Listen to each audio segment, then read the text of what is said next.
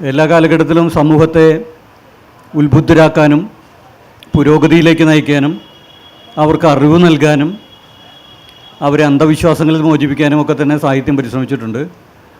പക്ഷേ ഇപ്പോഴതൊക്കെ ആവശ്യമുണ്ട് തീർച്ചയായിട്ടും. പക്ഷേ അതോടൊപ്പം തന്നെ ഏറ്റവും ശക്തമായി വേണ്ടത് ആത്മവിമർശനമാണ്.